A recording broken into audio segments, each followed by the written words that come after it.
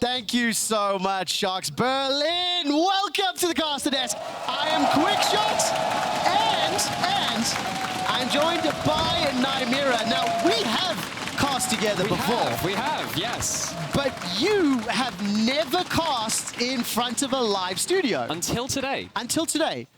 So, I wonder if I were to ask the Berlin crowd, if you had any piece of advice you would want to give Nymaera right now, on 3, what would it be? 1, 2, 3!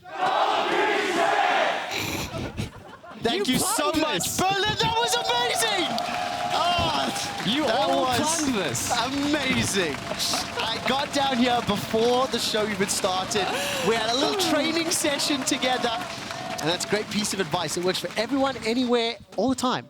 Let's bring us back to the game. Astralis taking on Team BDS. Apparently that's what we're here for. And these teams are teams that have come into this split. They've made some changes, and they're trying to get some momentum coming into a blank slate for this summer split. Yesterday, I made a very bold prediction. I'm going to double down on it. I think this Astralis team can make playoffs. And I am going to say that they will make playoffs. I'm very intrigued to see how the teams develop, how they grow. I think there's the potential for us to have a more balanced league this season, because last spring was pretty top-dominated. I think it was top-dominated in the sense of top 3, top 4. But remember how close it got to that playoffs margin. Every team is improving. These teams need to really start making some progress. Well, can it start today? We're about to hit picks and bans.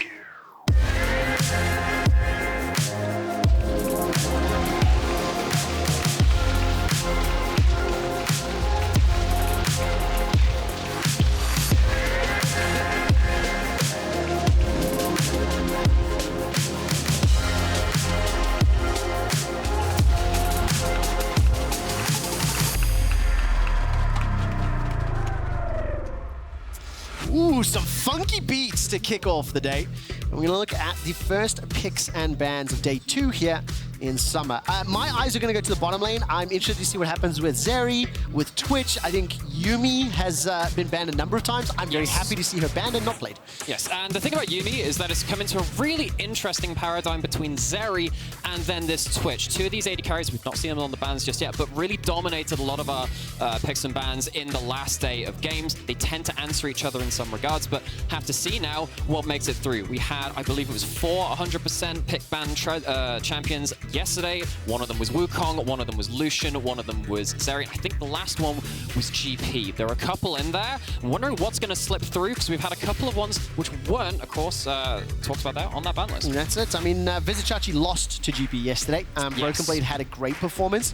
Taking a look at that second ban. So Senna, followed by Ezreal. Ezreal has been played twice by xMatty this year. He did win 1 and lose 1.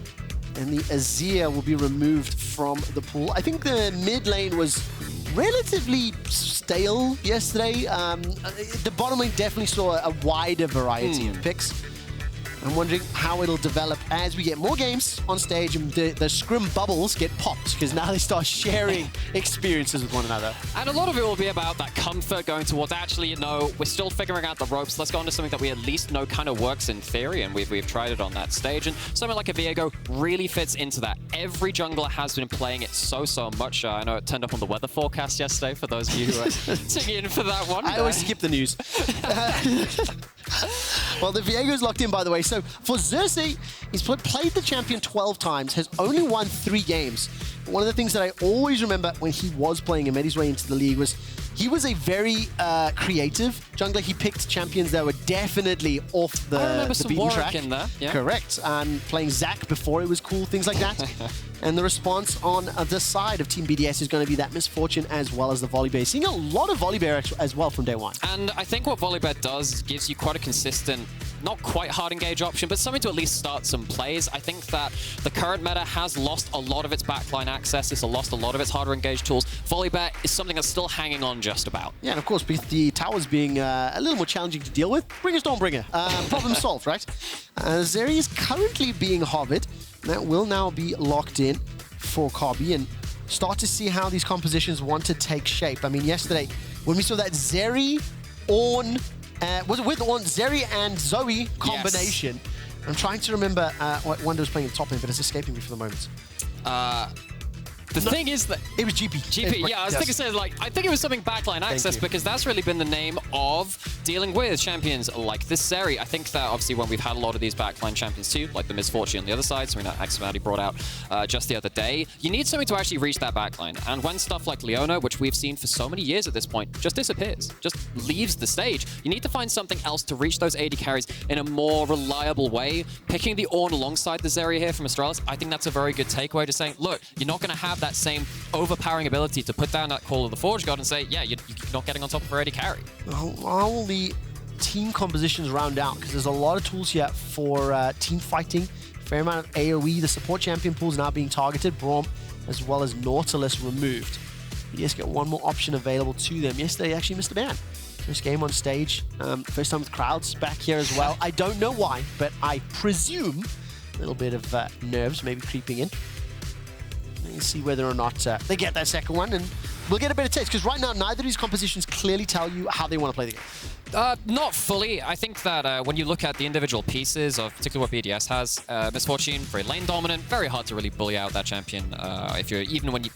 It used to be Varus, they used to be able to deal with that, but everything else just kind of lets them have that free lane. Gwen, been very strong on the other side of the map. These are very premier laning champions, and Volibear is very happy to play towards lanes. Heck, even back in the days when we used to have lots of farming junglers, occasionally you see a Volibear and say, actually, no, we're playing for lane instead. And having two strong laners can help you towards that. So BDS, they carry on along that style. You probably want maybe something else that can help the Volibear just land those early knockout punches and get these lanes rolling. That's what I'm thinking so far. Well, what would you like it to be paired with? Agresivoo or NUCLEARINT? Correction. NUCLEARINT most likely looking for a pick here. Where do you save the counter? Give it to Erdote, and that's going to be the case. Wondering about that Rakan. There's your engage for you. That's your engage, and it's one of the few things left on the table. I mean, you've seen that Braum in terms of being able to start off early plays gone, not so much heavy engage into later into the game, but that Nautilus also taken off that table. So you have now a very long CC combo from the Rakan, which can set up also with that Volibear into a huge Miss Fortune ultimate. If you're a Zeri, it's all well and good being mobile, but if you're stuck in place, you're still going to take that damage. So Zeri has a lot of answers to her in this draft already, which of course is very important given how strong this champion is right now. And there's another one of those sort of reliable kind of jack of all trades in Viktor. As again, a lot of zone control, a lot of AoE things to deal with here. Really on both sides of the rift. When you see these team fights play out, it's extremely challenging to position correctly because of how many threats there are. JeongHoon, what will he decide to lock in here? It will be the Tahm Kench. He played that Soraka yesterday. The TK will round out the composition. So again, I think you got good team fighting. You have the ability to push some side lanes, especially if Viego can get rolling. And now Team BDS has to wrap it up. Yeah, but I'm looking at now what BDS have to do, because I look at Astralis and I think, heck, you dive into that and your first target has the Devour on top of them. The Zeri gets to kind of reset that fight as well if they're actually rarely caught out of position. BDS cannot go down the front of this composition. They want to make sure that it's not straight front to back in that sense, but that actually works away from what they drafted to before that. Gwen, Miss Fortune normally want to fight in a single direction towards these masked targets, but if that's going to work against them because you're diving into Chaos Storms, diving into the Call of the Forge God, that becomes quite difficult. The Sylas is the last lock-in, though, maybe gives them a bit of an X factor through NUCLEARINT to play something a little differently. A number of very valuable ultimates to steal away as well, so NUCLEARINT can set himself up. That can work out. I mean, yesterday, not the most impactful performance. I'm taking a quick look through his all-time Sylas play. What do you reckon about this early game? You mentioned already the Miss Fortune, the Gwen, the Volley, leaning towards early. I mean, do you feel this is still the case yet for BDS? I think that BDS have plenty of tools to start skirmishing with. When you have something like Rakan as well, very good at roaming, very good at getting out of that lane. Miss Fortune helps you win that laning phase. Rakan then gets to go leave, go elsewhere, go help everyone else have a bit of a party too. So I think that BDS have options, but they have to make it work, because as we said, get into those 5v5s, a little difficult, I think. It's very difficult against this entire combo. Tahm, Kench, Ornn, Viktor as well. Both teams, of course, looking to pick up a win. We'll find out how they play and how different it looks from spring, because that's the big question marks for summer season, well, summer week 1. How have they developed? How have they grown? How have they changed? We're about to find out as we hit Summoner's Rift.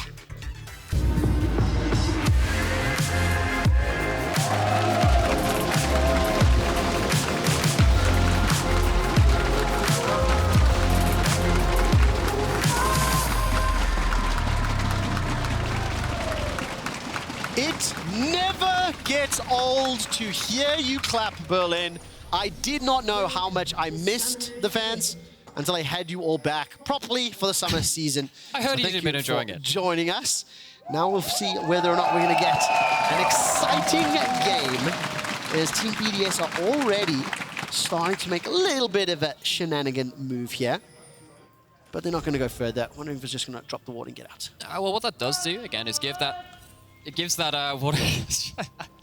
little information early on to make sure that you can maybe have that leg up in the jungle matchup, because you don't necessarily want to run into a Viego who's managed to figure you out and get to the right place at the right time. That's really what I'm looking for from Astralis. Because we talked about BDS, right? Said, okay, they've got some lanes to play through. The Volibear can help with that too.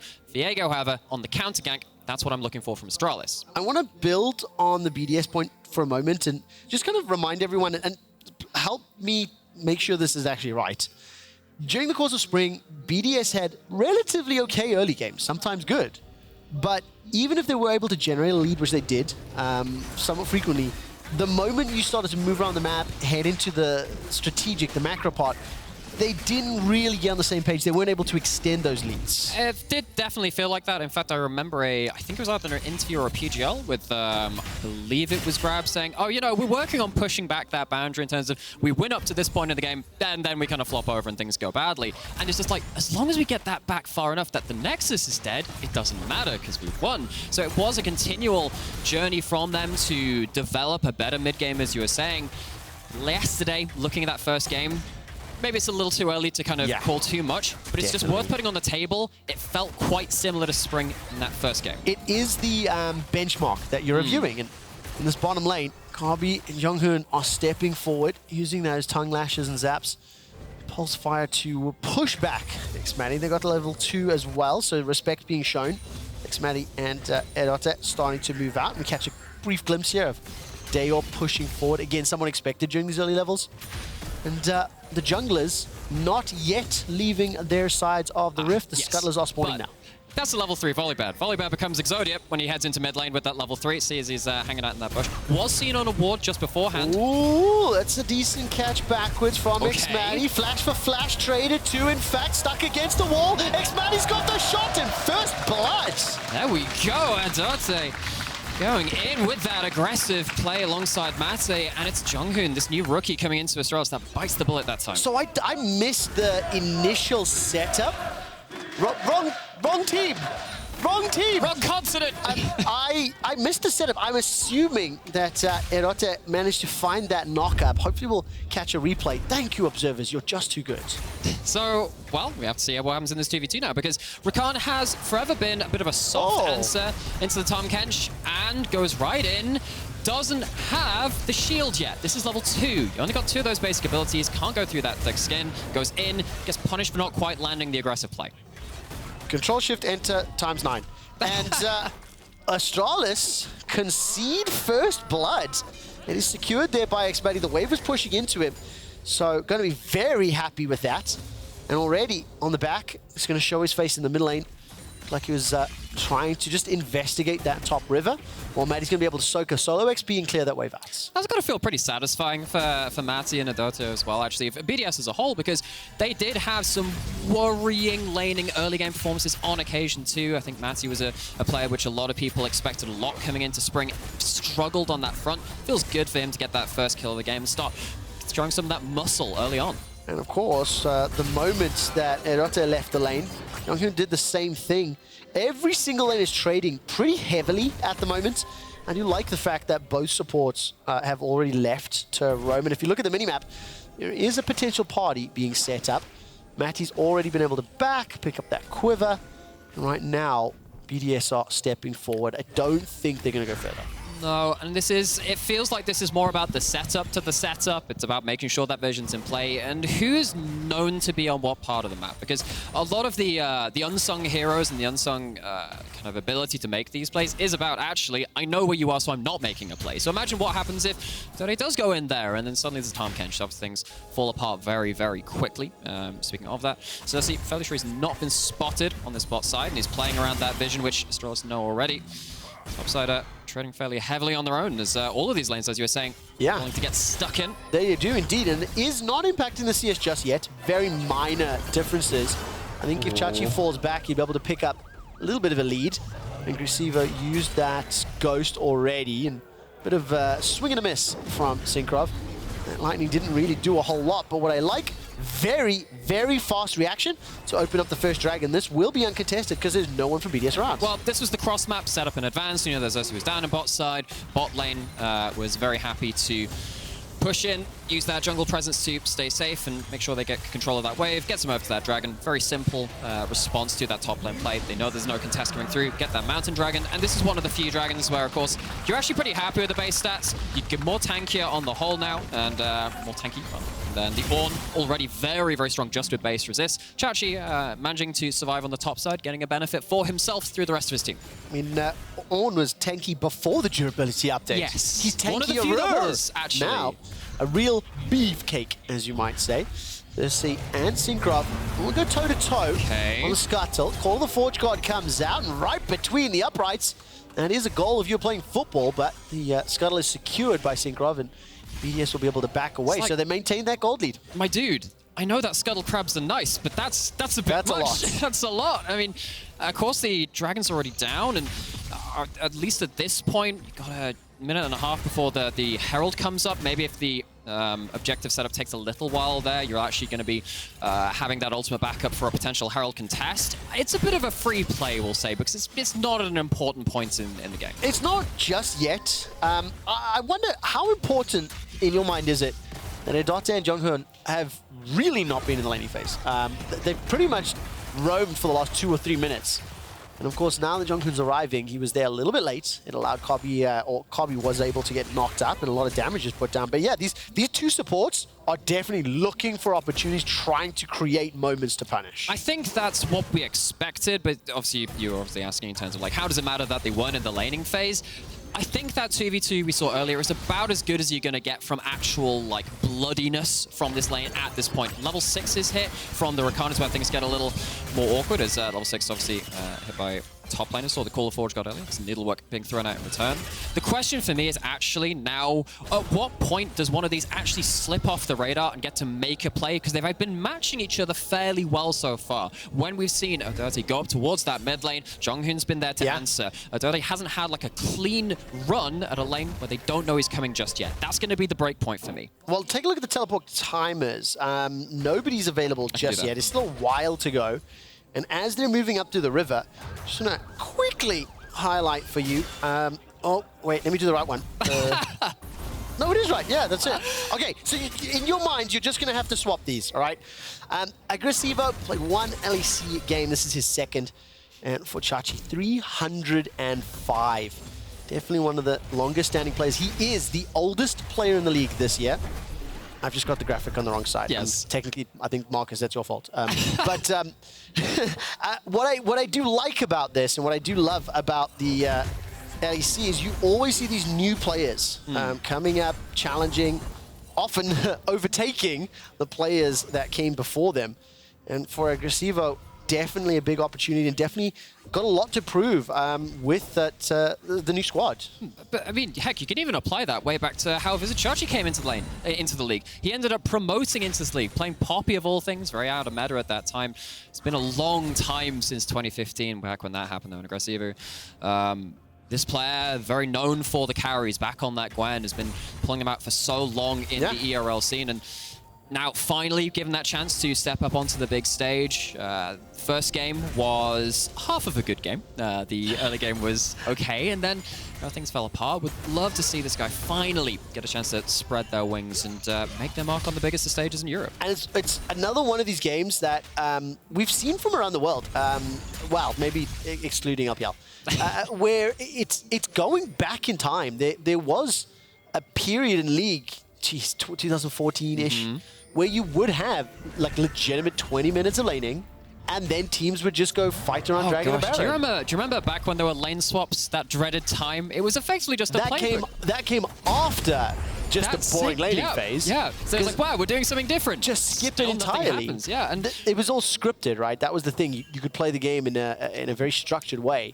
That is definitely not the case today, this weekend. No, it's not. And I think it would be wrong to say, oh, you know, this is the most passive we've ever seen early games. I definitely think that there are a number of factors adding on to this. When you come into really big patches, a lot of the time the teams get a little bit shy, and they say, look, we've just got to pick towards that scaling while we try and figure out what's going on. I was speaking to a lot of coaches around the ERL scene because they had a very short amount of time to prepare for their own league starting. They're saying, actually, you know, it's really hard for us to figure out what the perfect way to play is. So we just got to find a way that works for now. We might be waiting a couple of weeks to really see where these teams start to find their success afterwards. And that's pretty standard on the patch, and that's pretty standard trading pattern between a Gwen and an Ornn. Vizicsacsi literally just walks away and keeps getting snipped as he does. He's even in CS with Agresivoo, even in the mid lane, even in the bottom lane. With the exception of that kill on the Dragon, those are the only things separating these two teams right now. The BDS look like they found a window to secure an uncontested trade.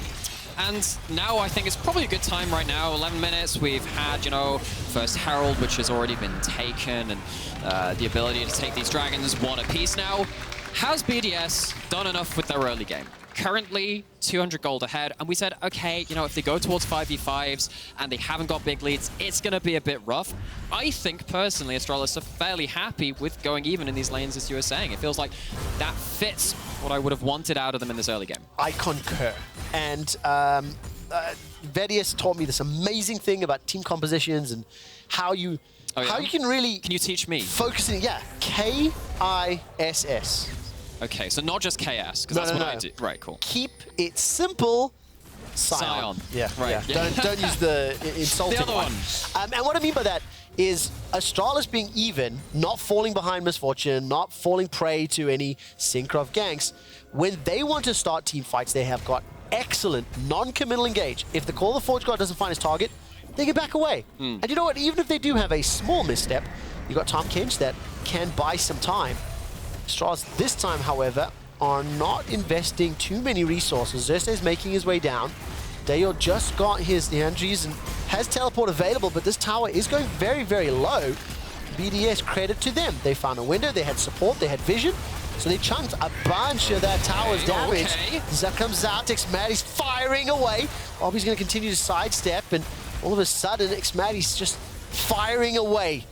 Kobbe goes low, but does not get taken out. I'm waiting to see whether or not Xerxe engages. And the answer is no. They are literally just shooting one another's faces, but not enough damage or crowd control to kill. Yeah, it's just so hard to make these stick. But the big thing for me is, you know, I look down now at what's happening on this mini-map, and I look at wards which are over here. I look wards here. You're not coming through the river. You saw that they had the Herald placed down. It's at this point where Astralis, they might be able to defend that play, but when they were looking for a counterpunch and Xerxe comes down, maybe looking for something, BDS were never going to be taken at that point too.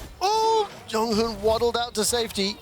Doesn't find the target, so Erdote not going to be able to find a second kill here. But yeah, as you mentioned, so much information to work with. Let's go again. This time we'll get the flash. Hang on.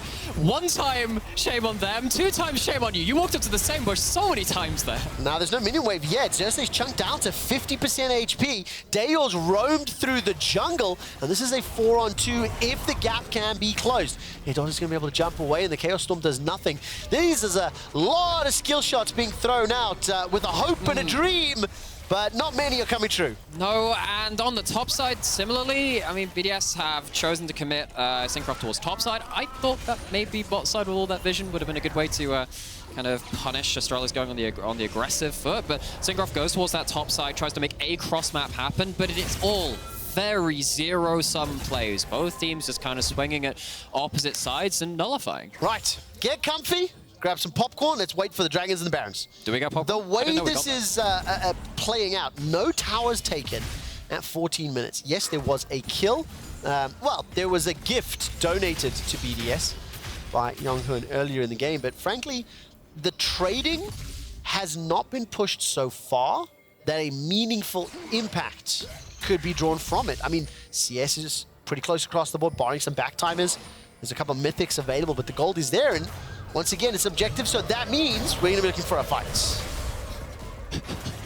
I don't even know what sound that's meant to be. That was a fantastic, fantastic Volibear Riot alarm. I heard it flawlessly. The tower is taken in the bottom lane as BDS and Astralis are looking for fights. Thank you. Actually, without that, I wouldn't know it was happening on screen. Day 2 Berlin crowd kicking Day 1 Berlin's crowd ass. Yeah, good job, take team. that, Day 1. I'm sure wish they were here to defend themselves. About half of this crowd is here from yesterday. I recognize faces. But, I mean, for BDS, they got themselves the first kill. They got themselves the first tower. They are responding when pressure is applied elsewhere on the map, but I think their dragon was secured once Xerxe showed his face. But it is still a relatively earlier spiking team composition, and 1,000 gold lead is not going to be significant enough. We actually don't have a great benchmark for the points of power for kind of like just viewing it on screen, because we've not had grouped fights yet. We've had a couple of individual skirmishes. Mostly it's been disengage. Mostly it's been waiting for the first big hammer blow to come in, which might actually be happening soon. Got a big group coming up towards this Thirst Dragon. 15 seconds. The ward is taken out. See whether we can get anyone to do the seagulls. Mine. Let's see if they'll jump on that one. There's the dash through the wall, the zap rather through the wall from Kobbe. Not too much damage applied. And it is dropped, and the dragon has been started. Vizicsacsi stepping forward. Call of the Forge God, where is it? And he's thrown backwards, knocked out. Look at that damage! The re-engage and fly away. Erdote stays alive. The bullet time does not do enough. It's interrupted halfway through. But can Agresivoo finish it all up? That's 1-2 kills for Astralis. A reply back as JeongHoon goes down, and Astralis are not done yet. Erdote started the fight. Erdote's running away from the fight. The dragon was secured by Astralis as well. A massive win for Astralis. And honestly, a lot of that comes off of the back of that Tahm Kench dive. Actually catches 2 at the very start of it. Makes it very hard for BDS to kind of find their battle lines. I was a little bit worried for Astralis for a little bit in here. It felt like they had control over a couple of choke points that they could have punished BDS on, but they decide to force the fight and say, okay, you got to come to us before we finish this dragon. Feels like, for me, JeongHoon was the big playmaker in that fight to start things off well. And of course, Chachi there being able to knock up Miss Fortune. A little searing charge, doing so much work. Also, I think kudos here to Erdote. The way he was dipping in and out of that fight, great mastery of Rakan, but was not in a location or place to allow the bullet time to be layered or have enough time for NUCLEARINT to get the damage down. So that's our first big 5v5. Pretty even, but leaning towards Astralis coming out. And I think it already showed a couple of things that we're a little worried about. It's kind of hard to get maximum value out of that Miss Fortune. Yeah, that's probably one of the low rolls you can get in that too, but it was kind of a multi-angle fight. Bullet time can't cover all of them. BDS couldn't quite get their damage into the right place. Have to really see BDS choose their angle maybe a little better next time they have to come to blows. I wasn't fully looking at the champion. I looked at the spell animation. I'm like, where is that go? Oh, it was a free shot. Yeah, it was a hijack shot.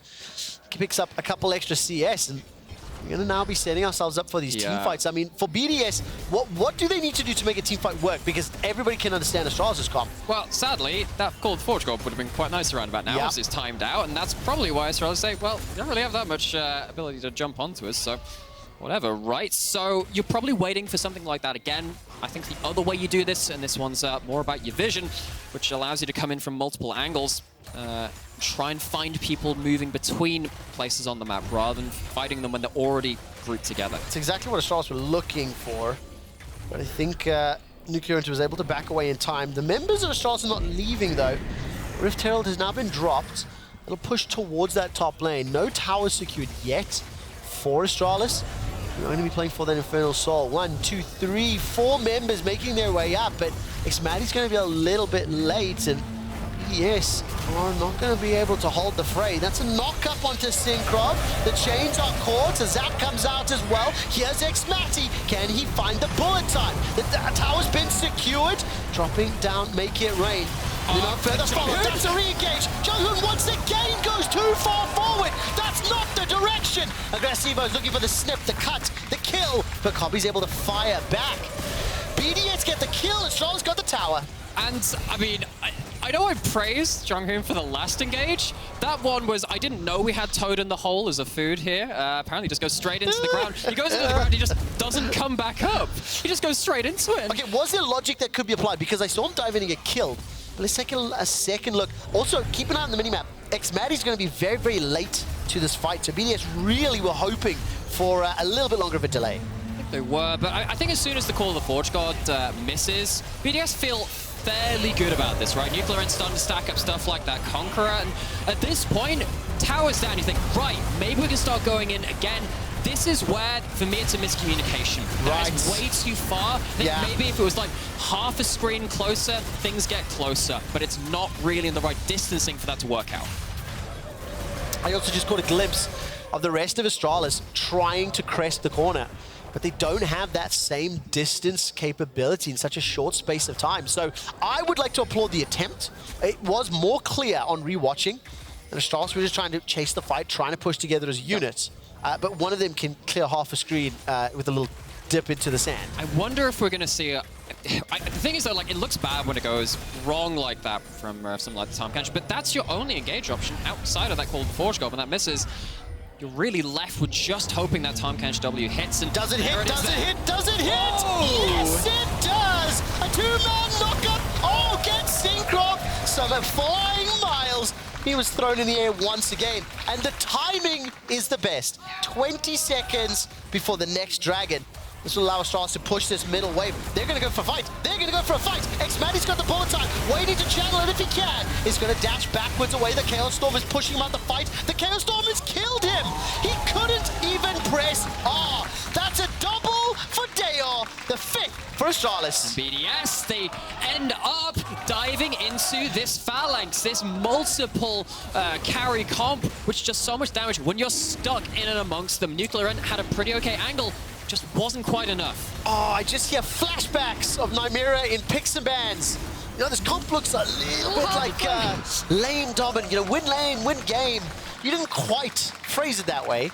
But when you see the team fights playing out, it is just an easier group of champions to execute. And there are so many threats to deal with. xMatty spent the entire time running away from things. And it's also just not easy for even someone like your Rakan to be the sole engage at this point too, right? I mean, Erdote is looking for something, has to position aggressively if you want to make those picks, and look at the amount of air miles that Cinkrof gets at that point. Absolutely ridiculous CC chain coming through, and without your Volibear, that's most of your front line gone. Gwen W is basically the only thing which can half counter it. Now we're back into another grouped up fight situation. BDS do not want to be in this situation. No, they don't, but Astralis absolutely do. The more people in one lane, the happier they are. xMatty starts to channel that bullet time, but once again is threatened and pushed away. Astralis get themselves the tower, and they are in absolute control of the game. It is only 1,000 gold lead, but in terms of the decision-making and the way that they are executing the comp, as well as the invisible value that the synergy will be giving you, they're playing this very well. And also another thing which is actually very visible, because that's what it is vision, right? Because we're looking at all of these wards here, and do you see any red wards on the other side of the map? I don't. Nope. Definitely not there across that river. Once you lose this mid tower, how do you defend this vision? The answer is with great difficulty, and now BDS, they want to find a way to avoid these very difficult 5v5s. That's where they have to start. If Astralis get the Infernal Soul, are you bold enough to be like, that's all they need to win the game? I feel like they could probably just crush it out at this point by staying in one lane. I feel like right now, as long as they're playing around their vision and as long as they're playing around one lane, I'm not even sure if they even need the soul. They just need BDS to play into them. They're very fine with it. And of course, BDS... not that it doesn't help. No, of course. BDS have actually opted into several of these fights as well, so they now have to adapt their strategy. They're losing control of their entire half of the map. And again, kind of similar vibes to what we had in spring in terms of the first few minutes of gameplay. Tended to work out well, but whenever you've got a new roster, new players, second time on stage with fans, and a brand new organization, you know it will take time to build up and develop. And they're coming up against a team that, frankly, is in a similar boat, but a year ahead of them. And as I've already said, I think the pickups to Xerxe and Xerxe is a good shout, despite the fact they haven't exactly been flashy, shall we say, in yesterday and today's games. But there is a difference between flashy and also just being functional. Functional can be very, very helpful. And speaking of those two, they're at a 2v4. Teammates coming though. Function at its finest. Kobbe shoots from downtown. Xerxe is going to be able to get away thanks to the charge. BDS, they were waiting to jump on someone, but Astralis' mobility, as well as the skills they have, just allowed them to defend Chachi's life really comfortably. Teleport's coming down. They're going to try to chase Agresivoo, but he's able to escape for now. This should at least open up the tower. It opens up the tower, and also, look at that timer in the top right, top left. Yeah, I know my left and right. Top left-hand corner, that's the Dragon coming up just under 2 minutes. Your teleport port is going to be not too far off of that. And now with that bot tower down, actually, that's a good way to start controlling the area of the map you need to from Astralis. Actually, I'm pretty happy with how Astralis have said, look, we get this mid tower, play around that vision. They have to play into us. Bot side, take that tower, make sure you push it in, get vision after that point. They're very clear about where they want to play on the map, and they're getting something for it. Good for me. Yeah, they've got extended that gold lead 2,000. 1 minute until Dragon. Let's take a look at vision once more. No deep vision here for Team BDS. They've got a couple wards in the river, but right now, multiple members of BDS are walking over Astralis' wards. Both teams are going to set themselves up. Okay, tell me how this fight should go, and who you think is in a better position. So I think that Astralis are massively in a better position. Again, you can see the group has started to form for Astralis BDS. They have to fight from a single direction. If they can maybe corral Astralis into a choke point, that's where things get a little more interesting. But as long as Astralis don't overcommit into one of these areas like, I don't know, say somewhere like here, it's very okay from them right now. They were trying to push that mid lane as soon as Vizicsacsi, Agresivoo, correction, was there to catch it. Then Astralis backed away. Push mid, get to river, control river, push your vision forward. Then and only then can you consider picking up the objective. It's just going to be a fight. It's just going to be a fight. Synkrof's in. Synkrof's out. That's not a fight. That turn the sirens off. That's a parking ticket. There's no action to be had here. As Vizicsacsi now gets snipped. Both teams really want this. Both teams are like, come on, man. Hit me! They hit me, but what are they going to hit them with? NUCLEARINT maybe has an angle. One of the better ones that BDS have had. He's off the vision, and now he's not. Astralis, poke him with the stick, do something! Call of the Forge got thrown into the pit, and it is secured by Cinkrof. He couldn't start the fight, but he could find the Dragon. It's at the cost of xMatty and Agresivoo's lives. However, now Astralis are trying to hunt down multiple members more. Cinkrof will get chunked down. There was no ways to get away from that Death Star laser. And now this may be awful. Baron. It's Baron, and then also on top of Baron, you also have this wave waiting for you. You have this wave waiting for you. You have all three lanes at a point where you can go straight off of that Baron, you can reset, you can get onto those minions and immediately get results. NUCLEARINT has to do a lot of duty here to make sure that BDS can at least survive the coming storm. Astralis, that is, even without that soul, a pretty game-breaking play. Yeah, very much so. I mean, the gold now spirals. The ability to push multiple lanes. Bear in mind that Astralis have been playing ARAM for 15 minutes. They've just moved as a unit, but it's because their comp does well. Agreed entirely. And what I do think is quite visible, both of the teams playing at a slower pace than some of the more dominant wins we had yesterday. And then some unique decisions, like when Cinkrof jumped in, nobody else either could or did follow. And I just looked at that Stormbringer and I think, yeah, what's that realistically gonna get you? It's not pinning anyone in place for something like that bullet time to come across. And yet again, speaking of that bullet time, really wasn't a factor in this fight. And I think NUCLEARINT, maybe if this had been delayed a little more, could have gotten onto that backline. But even with that, just feels like Kobbe's so hard to lock down at this point. And this Zeri, very, very strong in day one of play in LEC Summer, coming out again in this game and showing why it has been so high presence so far. Oh, wow. Good dunked. So he's going to be able to take that one and That will allow the 4th tower to be secured. The Red Bull Baron power play, I think, is going to be a gigantic one here. For Astralis, they're now 5,000 gold up within less than 3 minutes. And this is what happens when you have a little bit of a macro lesson. When you have one wave pushing in, you push one wave in, you move to the side, and you meet another wave to push in through that. You start chaining these waves, and they cascade towards each other like a waterfall. The dominoes falling. They're getting a lot from this, and BDS, they just have to sit here and take it. Domino waterfall is falling. That's where you went to? I know there were 2 separate ideas, but that was a unique picture because BDS are the dominoes, and they are being knocked over one by one. Here's Astralis setting themselves up on the board. Can Erdote find the engage? No flash available to him. Double call the Forge Gods are crossing streams in the top lane, but it is, of course, Vizicsacsi doing the brunt of the tanking. None of the carries are meaningfully harmed, so 2 inhibitors will be exposed. What is happening there? xMatty goes in, forced to flash out as well. Bullet time is available, starts to be channeled, and it is instantly stopped. He cannot get a full channel. Double kill for Kobbe and 3 members of BDS trying to defend the Nexus turrets. If they stick around long enough, the super minions could just do this for Astralis. Well, actually, you can see Astralis, the solo laners are recalling why they're doing that because they got double TPs, get to come back in, try and land that knockout blow. NUCLEARINT can't steal that final Ornn, the call of the forgery god. Its paperwork's not checked out, and BDS, they don't have any way to engage. They can't close it down. They don't indeed. Still 2 members are down. That's a great searing charge. And BDS are being obliterated under their nexus. Astralis will pick up their first win of summer. Kobbe just making it interesting at the end, making sure he dies that fountain laser, keeping it spicy.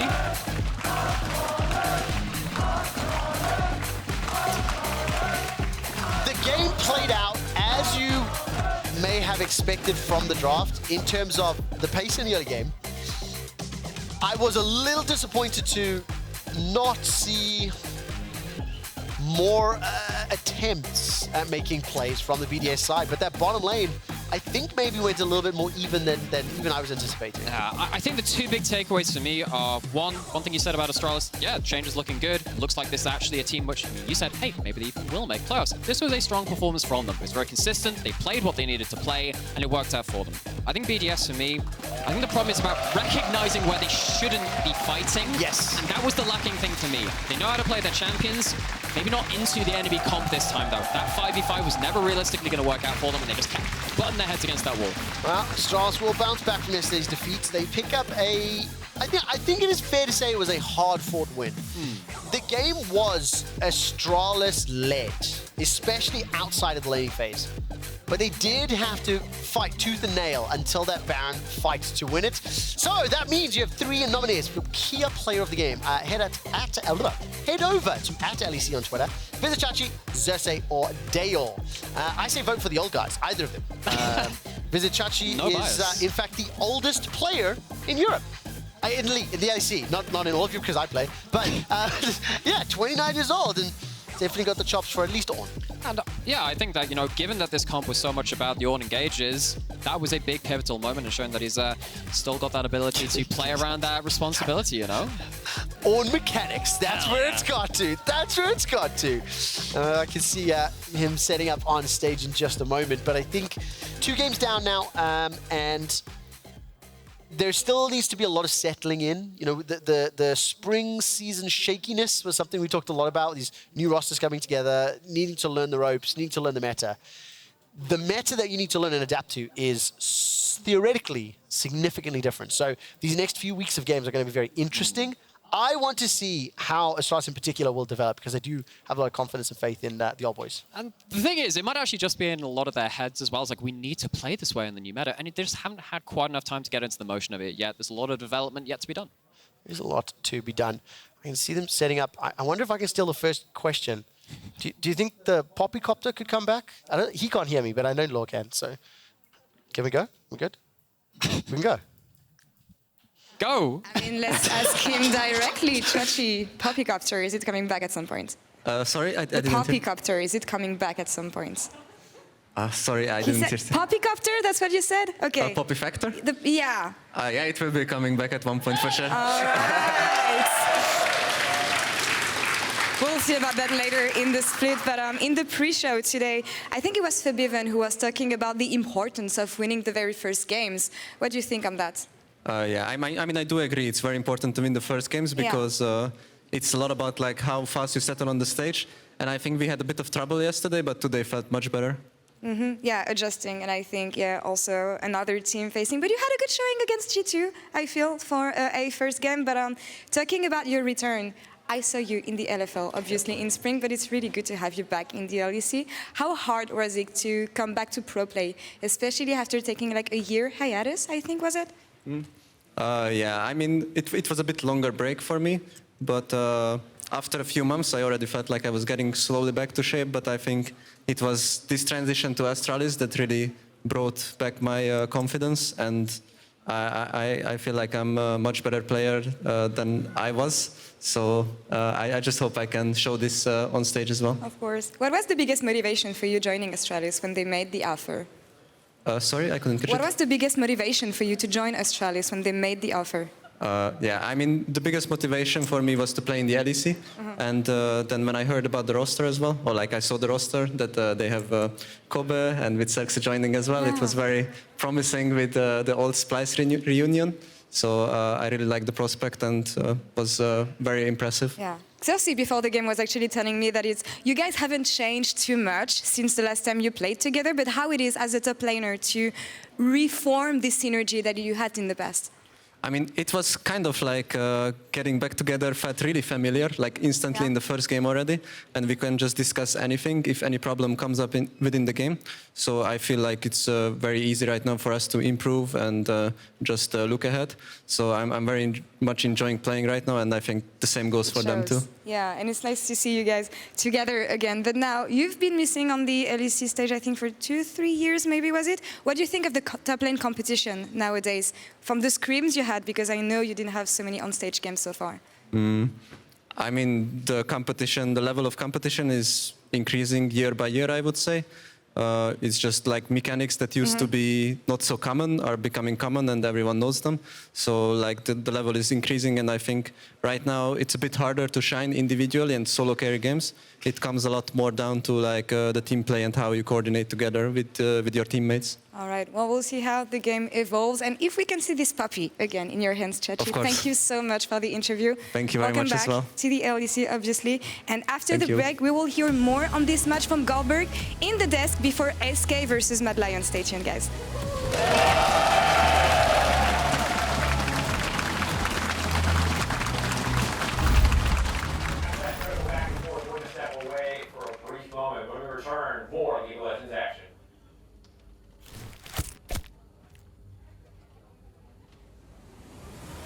Even the biggest champ needs a break.